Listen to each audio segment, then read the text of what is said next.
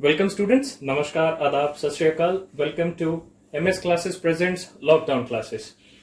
Today we are here with the fourth lecture of chemistry and the subject or the topic which we are discussing is solutions. ठीक है, last 3 lectures में हमने solutions के काफी topics cover up कर लिए हैं. ठीक है, and now we have reached ideal and non ideal solutions. ठीक है, अगर आपने वो 3 लेक्चर्स अभी तक नहीं देखे हैं तो नीचे दिए हुए डिस्क्रिप्शंस पर जाकर उन 3 वीडियोस को तुरंत देखिए. ठीक है, आई होप कि कोविड-19 लॉकडाउन का पालन करते हुए आप घर पर होंगे. स्कूल्स लॉकडाउन है, बट रिमेंबर जब भी स्कूल्स खुलेंगे आपके एग्जाम्स होंगे, कॉम्पिटिटिव एग्जाम्स होंगे, and those you have to appear being in class 12th. ठीक है, whole future depends on those competitive examinations. So don't just sit back at a home, but also study, dedicate your time towards study and study seriously, and for that we are here. And today we are going to start with ideal and non-ideal solutions. So take out your books and notebooks and start taking notes, क्योंकि जो भी हम बताने जा रहे हैं ये examination point of view से बहुत ही ज्यादा इंपॉर्टेंट है, CBSE boards, JEE Mains, NEET and other competitive exams के लिए. ठीक है, so starting of the first topic today is ideal and non-ideal solutions. Okay, ideal solutions. So what do we understand by a solution? अभी हमने solutions के काफी आगे तक आ चुके हैं. डिस्कस करना कि what is a solution, it would be very much absurd. ठीक है, तो solution क्या होगा? 2 liquids का solution. ठीक है, ideal solution क्या होगा? Ideal solution by definition अगर हम बोलेंगे, so ideal solution is a solution which obeys Raoult's law at all concentrations of A and B. मतलब it does not depend कि A कितनी अमाउंट में ले रहे हैं या B कितनी अमाउंट में ले रहे हैं. ठीक है, mole fractions of A and B से फर्क नहीं पड़ता. राउल्ट्स लॉ क्या बोलता है? The partial pressure of the liquid, volatile liquid, अगर मान लीजिए मैं सॉल्यूशन की बात कर रहा हूं, 2 वोलाटाइल लिक्विड्स. ठीक है, A and B, तो A का जो पार्शियल प्रेशर है PA, that is directly proportional to the mole fraction of A in this solution. ठीक है, this is Raoult's law. अब irrespective की इसमें मोल फ्रैक्शन A का कितना है. ठीक है, हो सकता है कि A बिल्कुल भी ना डालें. ठीक है, अगर बिल्कुल भी नहीं डालेंगे तो PA डायरेक्टली 0 हो जाएगा. हो सकता है कि PA 1 कर दें तो पूरा का पूरा PA के ऊपर, मोल फ्रैक्शन ऑफ A के ऊपर डिपेंड कर जाएगा. ठीक है, सो Raoult's law is obeyed for all concentrations of A and B. ठीक है, आइडियल सॉल्यूशन होने के लिए जो कंस्ट्रेंट्स हैं, राउल्ट्स लॉ हर कॉन्सेंट्रेशन के लिए ओबे करने के लिए कंस्ट्रेंट्स हैं. क्यों हर सॉल्यूशन आइडियल नहीं होता? हमारे पास ऐसी चीज ही क्यों है नॉन आइडियल एंड आइडियल? क्योंकि कुछ सॉल्यूशंस नॉन आइडियल होते हैं, कुछ सॉल्यूशंस आइडियल बिहेव करते हैं. सो हमको पढ़ना पड़ेगा कि what is an ideal behaviour. ठीक है, आइडियल बिहेवियर क्या है? आइडियल बिहेवियर सबसे पहला, enthalpy of the solution should be 0. ठीक है, enthalpy of the solution should be 0. तो एंथैल्पी का क्या मतलब हुआ? सबसे पहले जैसे सॉल्यूशन A है, सॉल्यूशन B है, और हमको एक फाइनल इन दोनों का मिक्सचर मिल रहा है A plus B. Solution A में जो purest form of liquid A है, इसमें बॉन्ड्स कौन से हैं? A के. ये कोई भी बॉन्ड हो सकते हैं, covalent, double bond, triple bond, ionic bond, whatsoever. Liquid B में भी बॉन्ड्स हो सकते हैं. ठीक है, वो बी बॉन्ड्स होंगे. ठीक है, B atom is attached with second B atom. ठीक है, ये भी covalent, double bond, triple bond कुछ भी हो सकता है. जो फाइनल बॉन्ड बनेगा AB, ठीक है, अगर इस बॉन्ड की वैल्यू, इन दोनों बॉन्ड्स की ब्रेकिंग की वैल्यू, क्योंकि ये वाला बॉन्ड ब्रेक होएगा, ए बॉन्ड ब्रेक होएगा, बी बॉन्ड ब्रेक होएगा, और हमको AB बॉन्ड बनेगा, तब जाके ये सॉल्यूशन बनेगा. तो ये जो AA बॉन्ड और BB बॉन्ड जो है, ये ब्रेक होने, जितना ये एनर्जी रिलीज करता है ब्रेक होने के लिए, जितनी एनर्जी रिक्वायर करता है, उतनी एनर्जी AB बॉन्ड के लिए अगर होगी तो ये आइडियल सॉल्यूशन होएगा. ठीक है, this is actually the meaning of bond enthalpy. अब एनर्जी चाहिए कि एनर्जी निकलेगी, that depends upon the endothermic reaction है कि एक्सोथर्मिक रिएक्शन है. अगर एंडोथर्मिक रिएक्शन होएगा तो एंडोथर्मिक रिएक्शन क्या होता है? जिसको हमें हीट देनी पड़ती है. इसका मतलब पहले हमें हीट देनी पड़ेगी ये वाले बॉन्ड्स ब्रेक करने के लिए, तब जाके A+B बॉन्ड बनेगा, ठीक है। और एक्सोथर्मिक रिएक्शन क्या होते हैं, जिसमें हीट ज्यादा रिलीज होती है, मतलब जो A+B बॉन्ड बनेगा, बॉन्ड बनने से इनकी एनर्जी इतनी रिलीज हो जाएगी, ये इतने स्टेबल हैं, ये लो एनर्जी सब्सटेंस बनेंगे और ज्यादा एनर्जी आउट हो जाएगी, ठीक है, सिस्टम से बाहर निकल जाएगी। तो उस केस में डेल्टा एच की वैल्यू 0 नहीं होगी, ठीक है। एक्सोथर्मिक के लिए डेल्टा एच की वैल्यू लेस देन 0 होती है, एंडोथर्मिक के लिए डेल्टा एच की वैल्यू ग्रेटर देन 0 होती है, ठीक है, लेकिन 0 नहीं होती। तो ये एक रेयर केस है। Second, delta volume of the solution, A and B हमने जो डाला, ठीक है, volume of A plus volume of B is should be directly equal to volume of A plus B. Usually ऐसा नहीं होता, क्योंकि जो नया सॉल्यूशन बनता है उसकी डेंसिटी कुछ और होती है, तो जरूरी नहीं है कि उसकी वॉल्यूम सेम ही रहे, ठीक है। तो आइडियल सॉल्यूशन होने के लिए डेल्टा एच और डेल्टा वी शुड बी 0, ठीक है। और राउल्ट्स लॉ हर कॉन्सेंट्रेशन के लिए अगर ओबे करता है तो आइडियल सॉल्यूशन का ग्राफ कैसा बनेगा, जैसा कि हमने लास्ट क्लास में स्टडी किया था, ठीक है, vapour pressure versus mole fraction का ग्राफ। तो वेपर प्रेशर कब मैक्सिमम होएगा, जब मोल फ्रैक्शन 1 होएगा, उसके बाद घटता चला जाएगा अगर मोल फ्रैक्शन ए का 0 हो गया। सिमिलरली बी के लिए मोल फ्रैक्शन 1 है तो उसका प्रेशर मैक्सिमम है P0B। अगर कम करते जाएंगे मोल फ्रैक्शन तो 0 हो जाएगा at mole fraction equals to 0। अब ये अगर सॉल्यूशन है तो टोटल प्रेशर क्या आएगा, PA प्लस PB, ठीक है। तो किसी भी कॉन्सेंट्रेशन के लिए अगर बात करेंगे तो वो सम ऑफ PA प्लस PB होगा, ठीक है। ये हमने लास्ट क्लास में भी ग्राफ डिस्कस किया था, ठीक है। Next will discuss non ideal solution. So some of the examples of an ideal solution are given below. You can see N-hexane and N-heptane. N-hexane और N-heptane का solution जो होगा वो ideal होगा. Next, bromoethane and chloroethane. And the last one is benzene and toluene. ठीक है, तो ये आपको एग्जाम्पल्स याद रखने, इनका जो सोल्यूशन बनेगा इन दोनों लिक्विड्स को मिला के ये हमेशा आइडियल सॉल्यूशन रहेगा, ठीक है।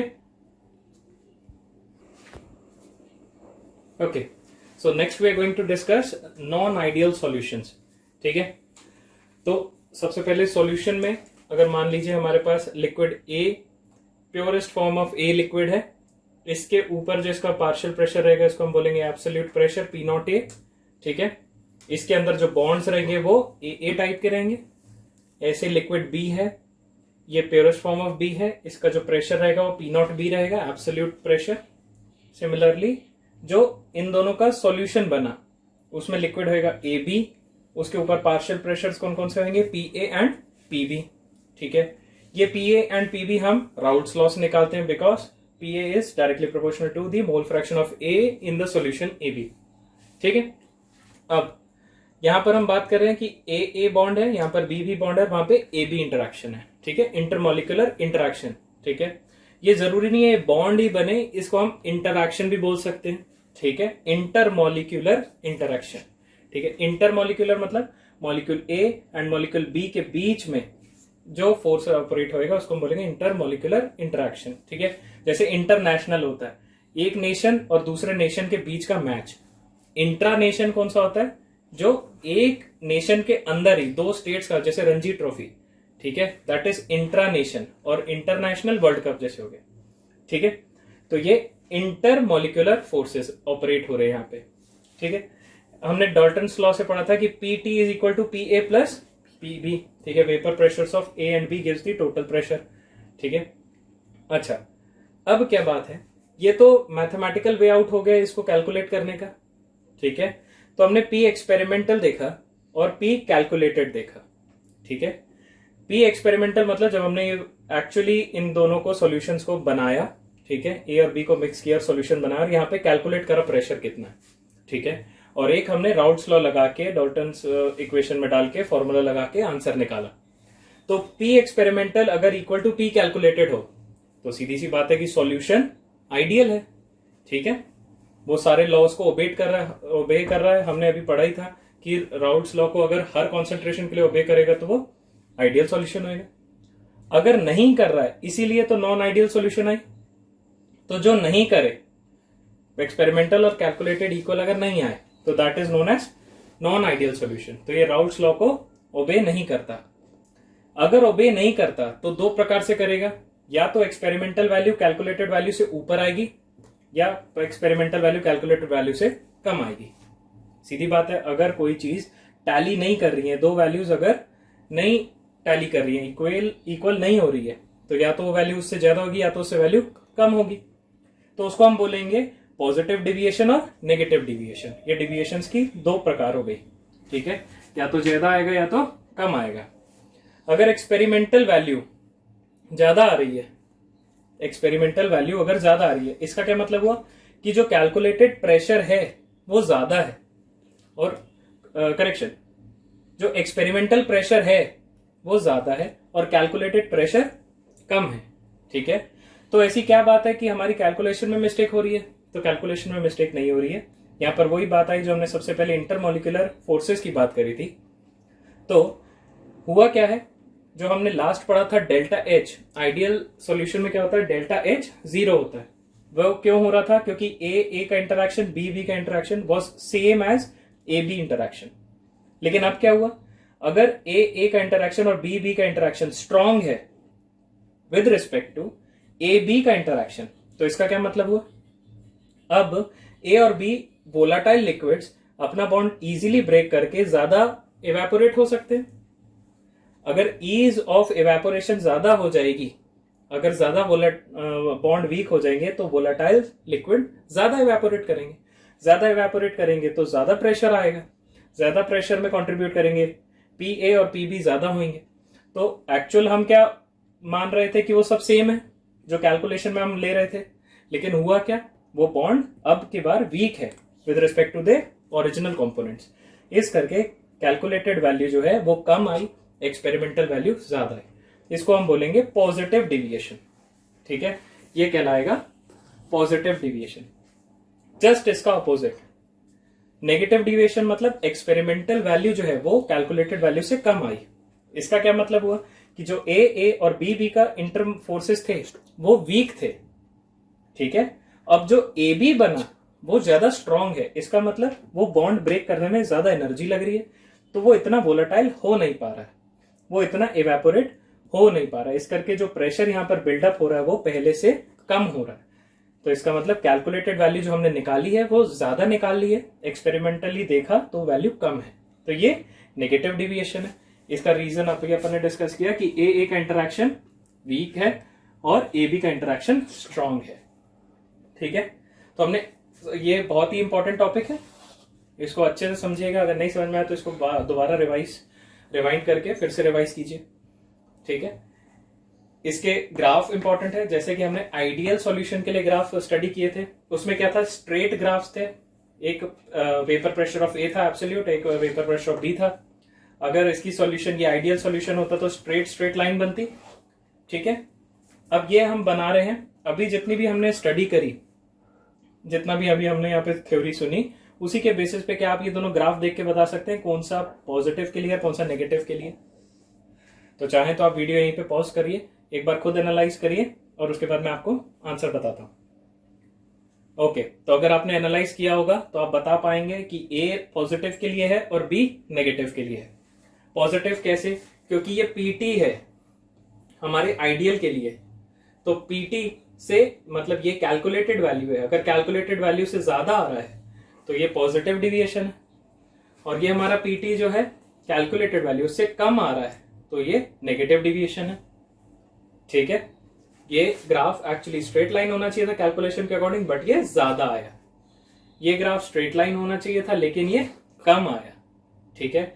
ये ऐसा क्यों आया? क्योंकि जो ए और बी के इंटरैक्शंस हैं, ठीक है, जो ए और बी के इंटरैक्शन है वो वीक है with respect to A bonds and B bonds, ठीक है। इसीलिए नॉन आइडियल सॉल्यूशन है। ये भी नॉन आइडियल है नेगेटिव डिविएशन के साथ। क्यों? क्योंकि अब की बार जो ए और बी है, ए और बी का इंटरैक्शन फाइनल ए बी के इंटरैक्शन से कम है, वीक है, ठीक है, और ए बी का इंटरैक्शन ज्यादा स्ट्रांग है, ठीक है। तो ये बना नेगेटिव डिविएशन का ग्राफ, ठीक है। इसके एग्जांपल्स इंपॉर्टेंट है, एग्जांपल आते हैं और उसमें रीजन भी पूछा जाता है, इसलिए मैंने रीजन भी मेंशन किया है, इसको आप नोट कीजिएगा। पॉजिटिव डेविएशन के लिए एथेनॉल प्लस एसीटोन, एथेनॉल और एसीटोन का जो रिएक्शन है, अगर एथेनॉल के बॉन्ड्स इंटरैक्शन और एसीटोन का इंटरैक्शन, ठीक है, वो दोनों क्या है, स्ट्रॉन्ग है आपस में। एथेनॉल, जो एथेनॉल होता है उसमें C2H5OH, ये बॉन्ड, ये जो इंटरमॉलिक्यूलर है, दूसरा C2H5OH, ये आपस में हाइड्रोजन बॉन्ड के थ्रू, इनका जो इंटरमॉलिक्यूलर फोर्स ऑफ अट्रैक्शन है that is a hydrogen bond. And hydrogen bond हमको पता है कि hydrogen bond is one of the strongest bond.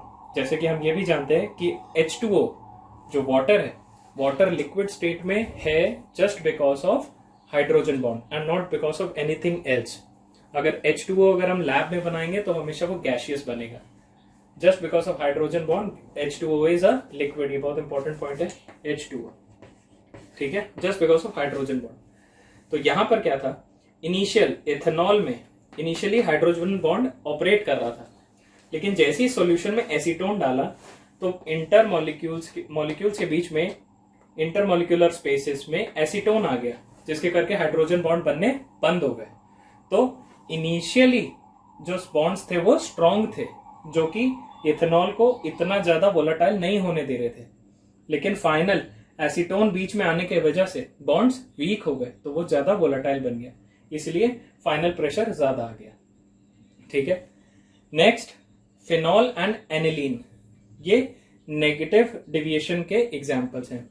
Negative deviation में क्या होएगा, जो एक्चुअली प्रेशर हम कैलकुलेट कर रहे थे उससे वैल्यू कम आएगी, ठीक है। ऐसा क्यों होगा, क्योंकि जब फाइनल बॉन्ड बना तो उस बॉन्ड में फाइनली हाइड्रोजन बॉन्ड बन गया, स्ट्रॉन्ग बॉन्ड बन गया, जिसके करके अब जो कैलकुलेटेड वैल्यू आ रही थी वो एक्चुअल वैल्यू से, एक्सपेरिमेंटल वैल्यू से ज्यादा है, ठीक है, एक्सपेरिमेंटल वैल्यू कम आएगी, ठीक है।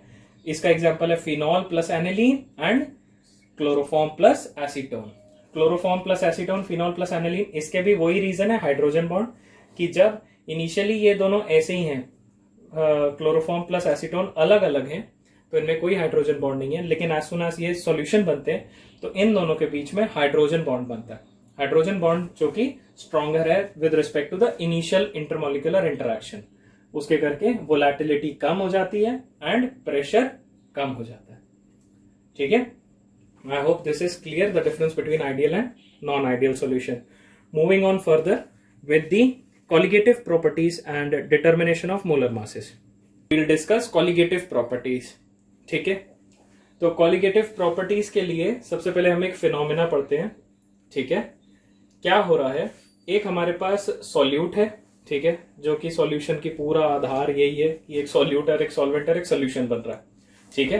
तो हमारे पास एक सॉल्यूट है जो कि हम मान रहे हैं कि नॉन वोलाटाइल है, ठीक है, और एक सॉल्वेंट है जो कि वोलाटाइल है, ठीक है।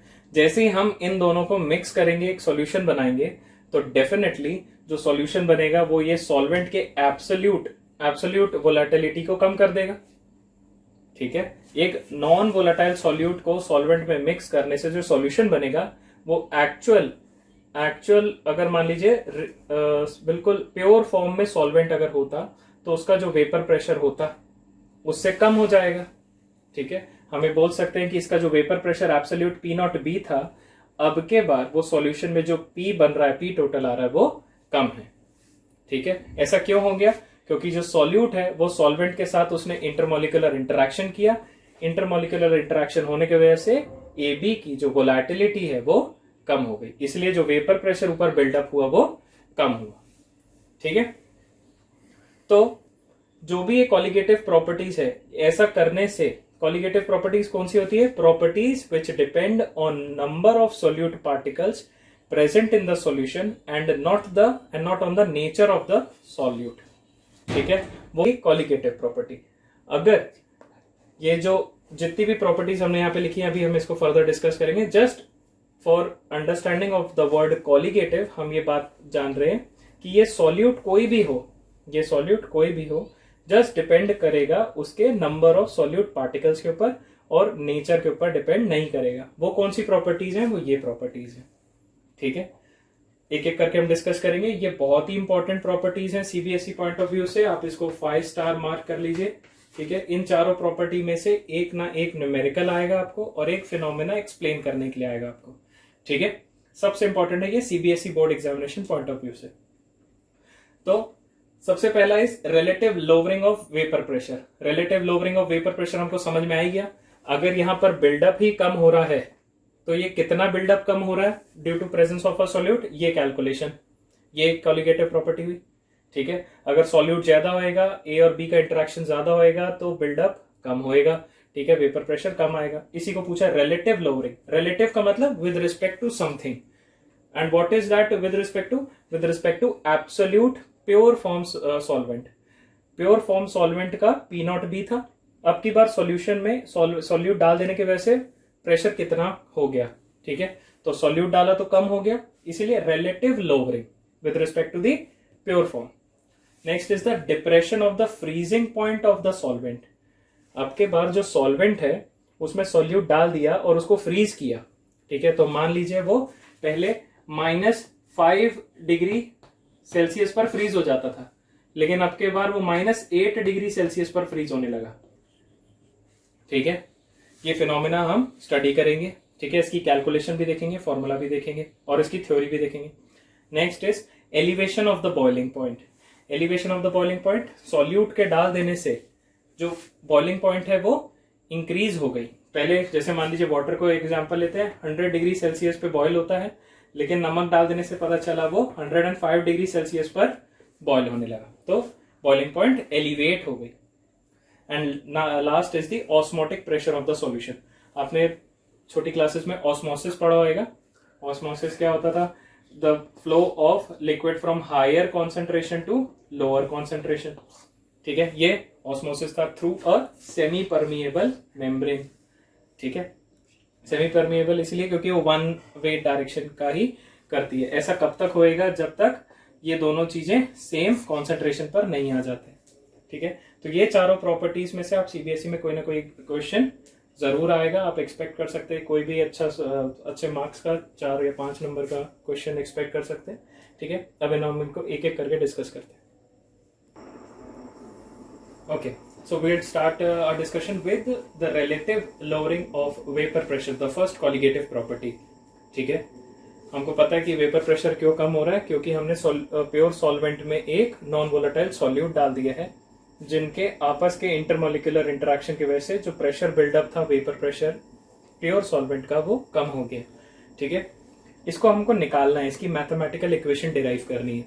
ठीक है, हमने कॉलिगेटिव प्रॉपर्टी के साथ देखा था इवैल्यूएशन ऑफ द मोलर मास। ठीक है, तो अभी हम देखते हैं कि इवैल्यूएशन ऑफ मोलर मास क्या है।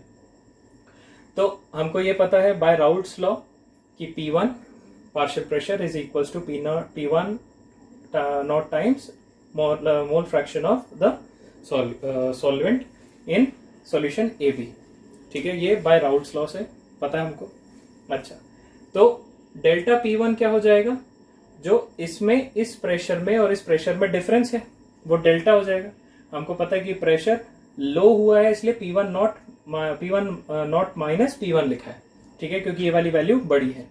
ठीक है, तो ये वाली value P1 naught minus P1 naught times mole fraction of 1। ठीक है, 1 इज द सॉल्वेंट।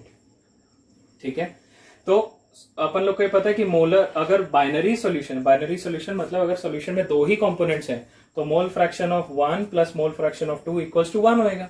ठीक है, क्योंकि सॉल्यूशन में दो ही चीजें, तो 1 माइनस मोल फ्रैक्शन ऑफ 1 करेंगे तो mole fraction of the second आ जाएगा। सेकंड कौन सा कंपोनेंट है? सॉल्यूट। ठीक है, तो यहां से P1 नॉट कॉमन निकल रहा है, 1 minus mole fraction of solvent, तो इक्वल्स टू क्या आ गया? P1 naught times molar fraction of 2, that is the solute. तो हमको पता चला कि जो डिफरेंस इन प्रेशर है that is equals to P1 naught times mole fraction of this solute.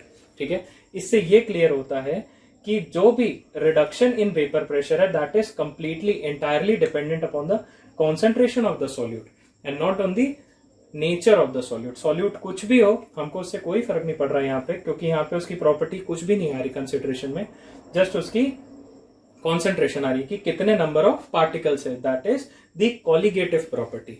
ठीक है, that is why it is termed as the colligative property, सिर्फ उसके नंबर से मतलब है।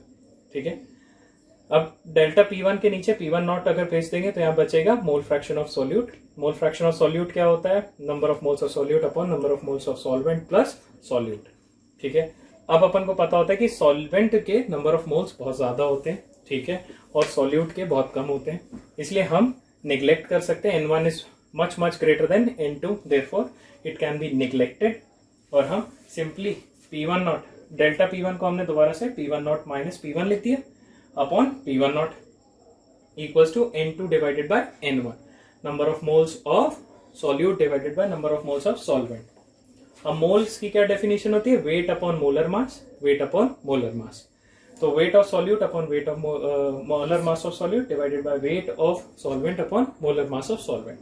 इससे हमको एक फॉर्मूला डिराइव हो गया which is known as the relative lowering of the vapour pressure. ठीक है, इसको यूज करके, ये बहुत इंपॉर्टेंट डेरिवेशन है, हो सकता है डेरिवेशन आ जाए, उसके साथ एक क्वेश्चन कर लेते हैं तो ये डेरिवेशन इन डेप्थ नॉलेज हो जाएगी कि ये बोल क्या रहा है। ठीक है, तो क्वेश्चन आप अपनी स्क्रीन पर देख सकते हैं।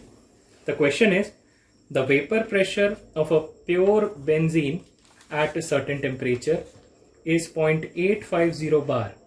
A non-volatile, non-electrolyte solid weighing 0.5 gram when added to 39 gram of benzene, whose molar mass is 78 grams. Benzene is C6H6. Vapor pressure of the solution then is 0.845 bar. What is the molar mass of the solid substance? ठीक है, question क्या बोल रहा है कि हमारे पास benzene की, pure benzene का प्रेशर, वेपर प्रेशर 0.85 गिवन है। ठीक है, उसने बताया कि हमने एक इलेक्ट्रोलाइट डाला, ठीक है, एक नॉन इलेक्ट्रोलाइट सॉलिड डाला 0.5 ग्राम्स, हमको पता ही नहीं वो क्या है। ठीक है, क्योंकि कॉलिगेटिव प्रॉपर्टी हमको उसके नेचर से कोई मतलब ही नहीं है, हमको उसका नाम भी नहीं पता। और वेट ऑफ बेंजीन दिया हुआ है, वेट ऑफ सॉल्वेंट दिया हुआ है आपको, फिर मोलर मास ऑफ सॉल्वेंट आपको पता है। ठीक है, और आपको फाइनल सॉल्यूशन का जो प्रेशर है, वेपर प्रेशर, वो बता दिया बेंजीन का। ठीक है, what you have to calculate? You have to calculate the molar mass of the solute. आपको सॉल्यूट के बारे में कुछ नहीं पता, जस्ट प्रेशर डिफरेंस से आप उसका मोलर मास भी बता सकते हैं। ठीक है, that's the beauty of this question. तो हमने डेल्टा, ये एक फॉर्मूला को यूज किया, P1 naught minus P1 upon P1 not equals to weight of the solute divided by weight of the solvent. Solute कितना वेट है? 0.5 ग्राम्स, और solvent कितना है? 39 grams, multiplied by molar mass of the solvent divide by molar mass of the solute. ठीक है, ये सारी values given है, सिर्फ एक वैल्यू निकालनी है, क्रॉस मल्टीप्लाई करके निकालेंगे। So we'll get 170 grams, that is the molar mass of the solute which was used. ठीक है, this finishes our fourth lecture of chemistry of the topic solutions.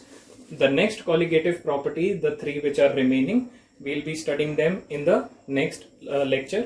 ठीक है, so sit back, relax and हमारा next video देखिएगा for the next colligative property. Till then आप अपने notes को revise करते रहिए, daily पढ़ाई करते रहिए। कोई doubts आते हैं तो you can reach out to us at our email ID msclasses39@gmail.com. कोई भी आपको डाउट्स आते हैं, अगर आपको last year solve exam papers चाहिए तो उसके लिए भी आप हमें मेल कर सकते हैं। ठीक है, आप अभी तक अगर आपने हमारे चैनल को लाइक, सब्सक्राइब एंड शेयर नहीं किया है तो तुरंत सब्सक्राइब करके बेल आइकन दबाइए। कोविड-19 लॉकडाउन का पालन कीजिए, अपने घर के आसपास गरीब लोगों की और जानवरों की सहायता कीजिए। ठीक है, अपना ख्याल रखिए। जय हिंद, जय भारत।